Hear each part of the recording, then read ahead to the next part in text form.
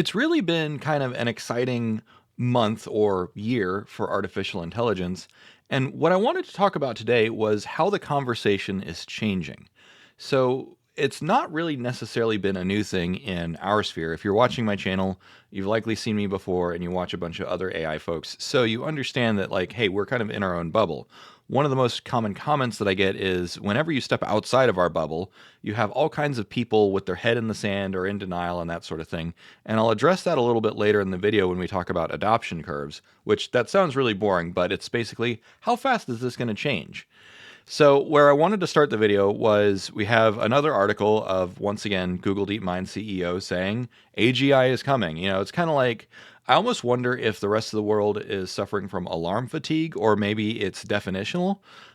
There are still people that argue over like, well, AGI is, going to be fundamentally different from what we have today. But that's not necessarily true. Like, what if it's just a gradient of we keep making the AI that we have better and better and better, and eventually one day everyone agrees it's AGI.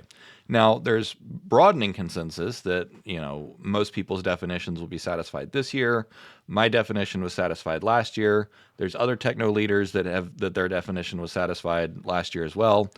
At this point, it's down to semantics. There's not a mathematical definition. There's not anything that anyone agrees on. It's a moving target. So, next up is one of the impacts that we're actually starting to see evidence of, and I'm going to unpack this in a second, is jobs. So, many companies are talking about the fact that they are actively replacing workers with AI. Now, many of you out there know this. Many of you out there kind of have smelled it coming. Some of you have talked about in the comments that like this kind of job has dried up, this other kind of job has dried up. And we're beginning to see some data to back this up, but namely this Forbes article. So when Forbes, of all places, says like, hey, companies are replacing workers with AI, this is when hopefully more and more people are going to sit up and take notice. So that's kind of the framing that I wanted to provide for this story today. And this is the data that really kind of inspired me to start thinking. So people have been disagreeing over the quality of the data, over the data source, and those sorts of things. But I actually looked it up and verified it, and this pattern is true globally. So let me unpack what we're seeing here. So this is software development job postings on Indeed in the United States. Now this curve has been mirrored globally, and I'll tell you about that in a second. But over here you have pre-pandemic hiring levels. So in terms of total amount of software developer jobs in the United States, that was 100%. Then the pandemic hits and it craters, right? It drops down to about 63%. Then it slowly ramps up throughout the pandemic. There's a bunch of reasons for this. One was that companies overhired due to monetary reasons. A lot of them overhired because they needed to catch up, because they needed to support remote infrastructure and those sorts of things. And then it really started tapering off, and then it kept going down and down and down. And even though the pandemic has been over for a while, it has continued tapering off. So and I will admit that, a year or two ago, I made the mistake of thinking that a lot of the software layoffs were due to like AI. But that wasn't true then, but it is becoming increasingly true now. And a lot of people have misinterpreted this graph. Some people said, "Oh, this was the bottom. This was the pre-pandemic hiring, so we're only at parity." That's not true. If you look carefully, this is pre-pandemic levels, so that's 100%, and now we're down to like 63%. This data has been borne out globally. Now, there's different. It can be difficult to verify because data is collected differently in different nations, but there is broad and growing consensus that overall software development job openings are down 35% from pre-pandemic levels. So what that means, though, is that at the same time, the absolute number of software developers is still going up globally. So like I'm going to temper the warning by saying, yes, there are new software developer jobs coming, but it's growing in single digits, right? We're growing in like 1%, 2% per year. So the number of openings is shrinking and the growth rate is also shrinking. So as of right now, becoming a software developer is still a viable path, but the job openings are narrowing, and the first jobs to go are lower level entry level jobs. So there are plenty of people out there with lots of experience that are still having trouble finding a job. So like this is not financial advice, but if it were me, I would I would be very worried if I was like a junior dev or whatever, or in school for it. Now, one of the there's two categories that are still staying powerful in terms of hiring, and that is niche domain experts or niche domain experts and AI roles. AI roles are still one of the fastest growing ones. So if you're in the software development industry, if you're trying to become a dev or an engineer, focus on AI and robotics. That's where all the jobs are right now. But the data is starting to bear out that, like, yes, we are losing jobs to AI. So that's all there is to it. Now, complete change of topic. This leak came out, and I was thinking about not saying anything because the sources of the leaks. The original leak came from a Twitter profile that had 14 followers and was following 0 people, and then Strawberry Man retweeted it, and it's like, okay, I actually saw this happening in real time. I saw the original leak, I saw people reacting to it, I saw Strawberry Man reacting to it, so I was like, this could be pretty easy to fake, but let me show you what it's actually saying. And there have been more and more people saying that this leak has been confirmed. So I'm still taking it with a grain of salt. You know, it's like fool me once, shame on you. Fool me twice, shame on me. So this comes with a gigantic disclaimer that this could still be fabricated, but at the same time, there is consensus growing. So the basically what this leak says is this is an early checkpoint of Grok 3.5. So this isn't even the final one. So AME 20, so the AME 24 benchmark 95% versus 84%, and this outperforms even O3, which remember a few weeks ago I was completely floored by how far and fast O3 had gone. AME 2025, 92%, so that is still head and shoulders above the rest. GPQA Diamond 88%, again above the rest. Simple QA 58% above the rest, and MMMU, that sounds like it would be like I don't know, a wrestling championship. Anyways, is also head and shoulders above the rest. Now, what does this mean? If this is accurate, and that's still again a big if, this was an early checkpoint of Grok 3.5, and it will have just surged past the rest. So this is not necessarily surprising when you look at the fact that X.AI had all the money and data of Twitter, but also the gigantic server farm that Musk was able to build, based on on the lessons learned from Dojo, because they've been trying to train Teslas to have FSD for a few years, so they are used to training on huge amounts of data, and they are used to hyperscaling. And then, of course, Elon Musk, richest person on the planet. I think he is still right now. Anyways, he's a little bit loopy lately. But he's got a huge amount of firepower in the form of bank account and businesses and all this other stuff. And so what this really, my takeaway is, if this number is true, scaling to AGI and beyond, like whatever we're seeing, is just a matter of scale. Like, how much compute can you throw at it? It doesn't seem like it's limited by magical, intuition. It doesn't seem like the moat has to do with super genius coders and developers.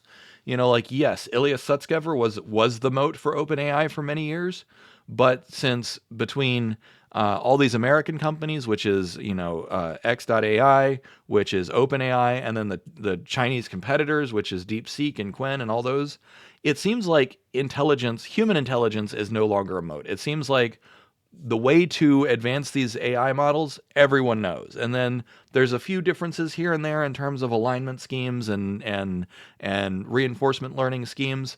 But beyond that, like, everyone is learning from the same pie, like, or from the same pot, right? Like, I think that's what that demonstrates to me.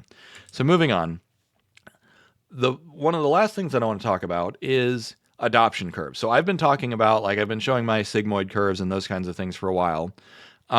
Now, what really crystallized to me is that chatbots have just crossed the chasm. So if you've been in this space since late 2022, when ChatGPT launched, ChatGPT was like the first shot across the bow. So some of us were using GPT technologies before that. So we were the innovators, right? I was fine tuning chatbots with GPT-3. You go back to my oldest videos, I was trying to do cognitive architectures, which we now just call agents. So that was 2 and 3 years ago. So 2 and 3 years ago, we were like, wow, here's this shiny new GPT technology. Let's figure out what we can do with it. And so that's what we were doing. And then when I was consulting for AI, I was consulting explicitly for the early adopters. These were people trying to use GPT-2, GPT-3, and then a little bit GPT 3.5 to help with automating business tasks. I remember one client that I had was trying to read hotel listings, but we couldn't get it to go fast enough because whenever, like when you're, when you're trying to book a hotel page, like you expect it to load like in half a second, but if it's going to take, a minute to load all the hotel pages, like that was just too slow. So anyways, that's an example. So for the last 2 years, since ChatGPT, we've been looking at early adopters. So that's the beginning of the acceleration of the adoption of chatbots. Now, however, when Microsoft Copilot and everyone else and their brother is building in chatbots into everything, right? Like you've got chatbots built into YouTube, you've got chatbots built into Google Docs now, you've got chatbots built into literally everything. That means that this technology has crossed the adoption chasm. So now what we're seeing is the ramp up of early majority pragmatists in terms of who is adopting chatbots. And we even see this echoed in the data. In another video, I showed that I think it's like 70% of Fortune 500 companies officially use AI chatbots for at least one function now. So that's going to be fully saturated in a couple years.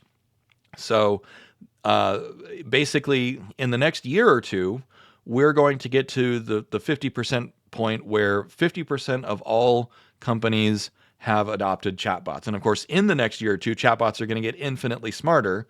And then in another year or two after that, the rest of the majority will adopt. And then in the 3, 5, 7 years after that, there's going to be the skeptics that will slowly adopt just because they've realized that they have to.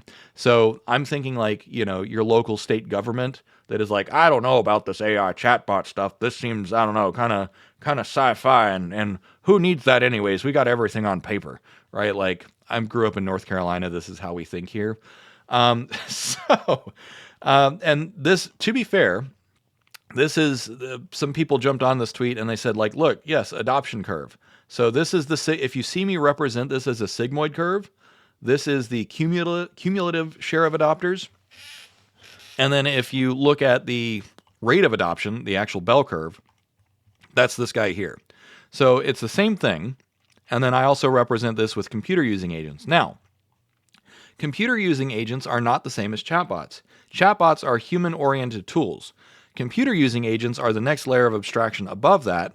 And computer using agents are, I think, going to have, we're in the innovators phase of CUA today because they just came out like a couple months ago, like computer use and operator and those sorts of things. So agents are at this level. They just got in the elevator. The elevator hasn't even started going up. Late this year and next year is when the visionaries, the early adopters, are going to start saying, I want agents. I want to start deploying computer using agents.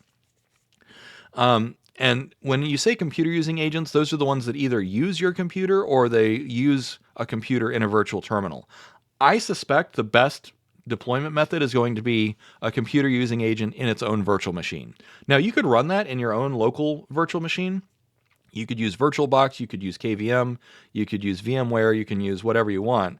But what I'm waiting to see is when computer using agents where you just sign up on a website and you get a virtual desktop and then you have a chat interface or even a voice interface where you can tell the AI what to do over the internet and you can just disconnect from that virtual machine on the internet. Okay, I think you get the idea. So moving on.